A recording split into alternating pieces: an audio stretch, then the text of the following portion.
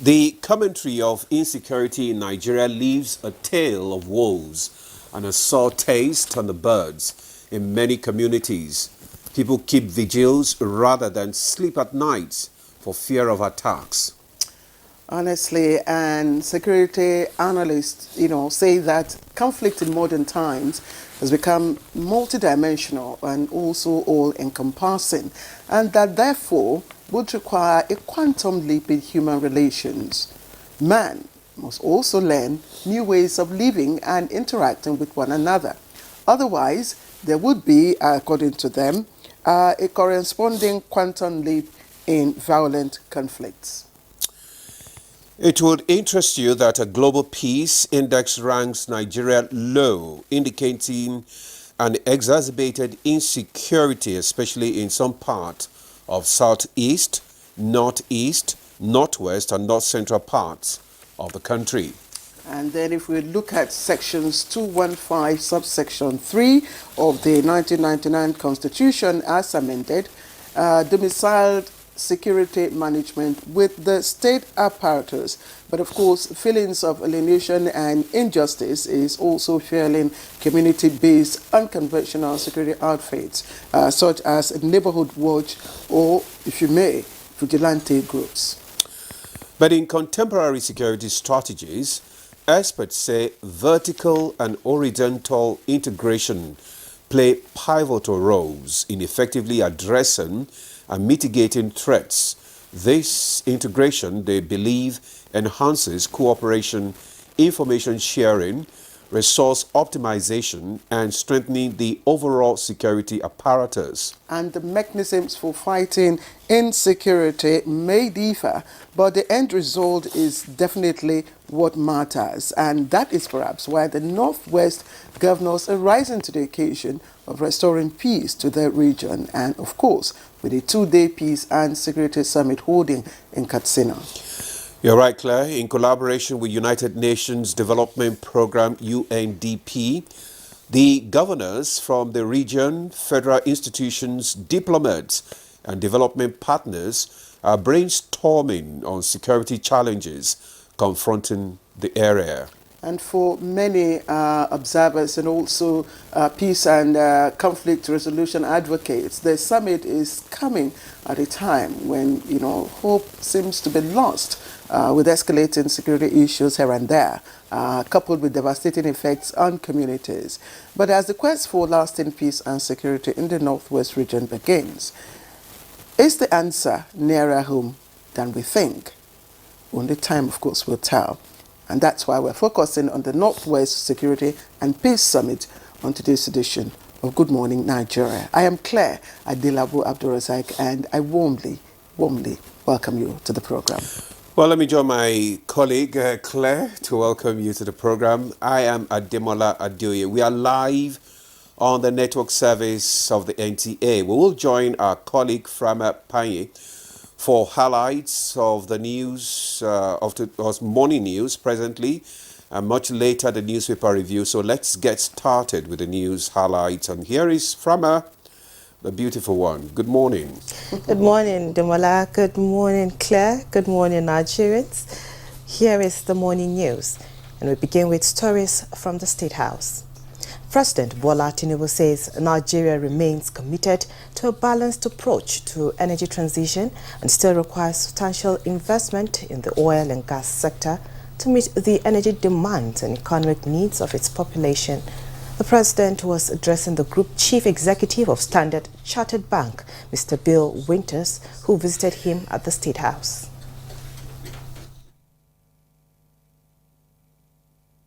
We're very ready to support this. Standard Chartered made a commitment a couple of years back to deliver $300 billion of transition financing. Most of that will go into Africa, South Asia, and developing Asia, where we've been operating for well over 150 years. And the idea there is to provide some of the catalytic capital to help to really accelerate this transition. And 99.5% of households in Ebonyi State are involved in crop production, and they are part of the more than 40 million households involved in agriculture across the country. This data is part of details in the National Agricultural Sample Census launched by the National Bureau of Statistics in collaboration with the Ministry of Agriculture and Food Security and the Ministry of Budget and Economic Planning in Abuja. I urge policymakers, stakeholders, and private sector to actively utilize this information to make data-driven decisions as well as investments. These national agriculture sample surveys will go hand in hand with the National Agriculture Census. In talking health now, a National Cholera Multi-Sectoral Emergency Operations Center, EOC, has been activated in Nigeria as the Nigeria Center for Disease Control and Prevention, NDCDC, confirms rapidly increasing cases of cholera with more records of fatalities. NCDC Director General Dr. Jide Idris says Nigeria is employing a One Health approach in the national response to control the spread of cholera. The decision to activate the EOC underscores the gravity of the situation and our unwavering commitment to protecting the health and well-being of every Nigerian.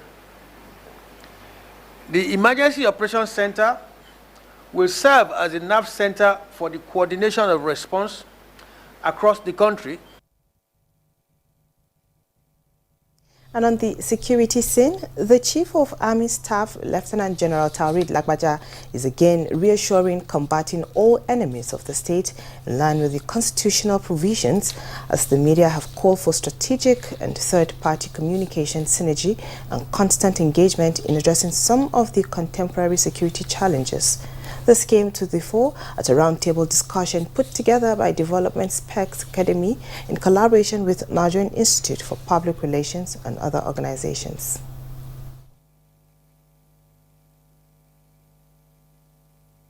This is the People's Army.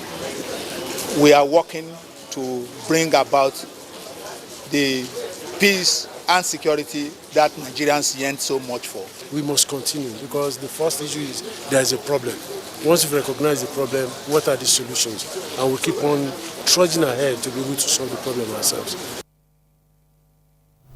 And as a way of ensuring proper adjudication on cases, the judiciary is giving premium to nurturing high standards of performance for better service delivery in the justice sector. To achieve this goal, Chief Registrars, heads of judicial service commissions, deputy chief registrars, directors and deputy directors are in Abuja to interact on ways to ensure effective management of cases.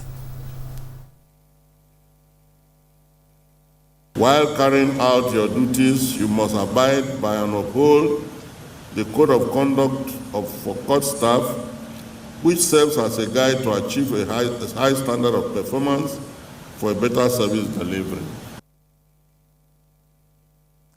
6 months after the passing of former Governor Oluwarotimi Akeredolu of Ondo State, the Southern Governors Forum have unanimously nominated Governor Dapo Abiodun of Ogun State as their new chairman.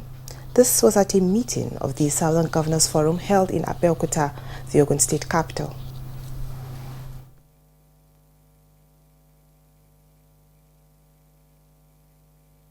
It underscores the commitment and the determination to ensure that the southern states occupy their pride of place. And that's the news. Good Morning Nigeria continues with Ademola and Claire after this break.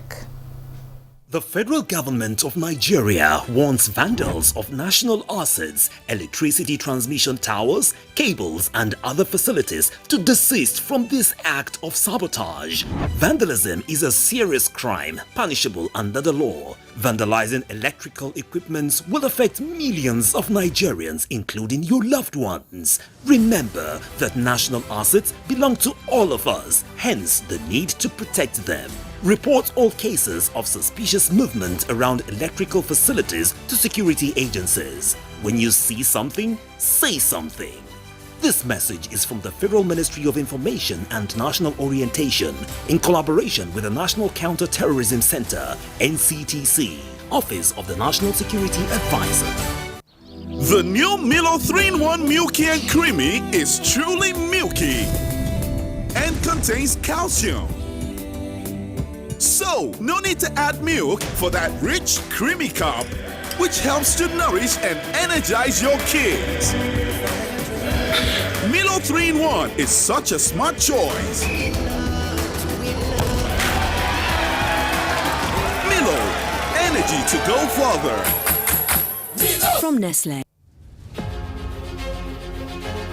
A good farmer is a craftsman of the highest order. It is said, great farmer, great nation. No farmer, no nation. Yes, let's set the ball rolling to build that great Nigeria where good food is in abundance, affordable and easily accessible. The Renewed Hope Initiative, RHI, an initiative of the First Lady of the Federal Republic of Nigeria, Senator Oluremi Tinubu, CON, is aligning with the vision and aspiration of the administration of President Bola Tinubu, GCFR, and is organizing the Every Home a Garden competition.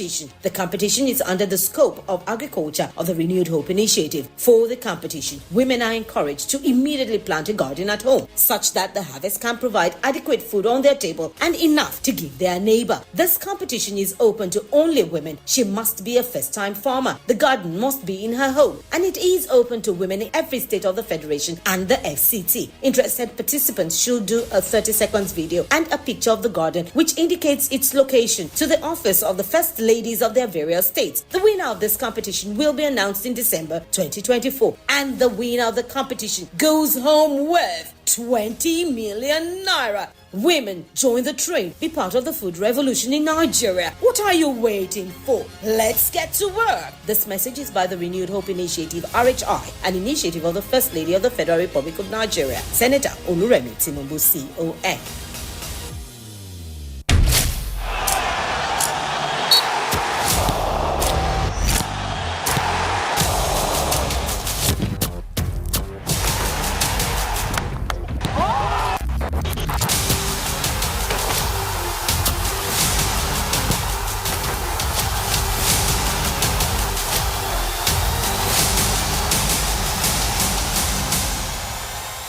Euro 2024, live on Sporty TV.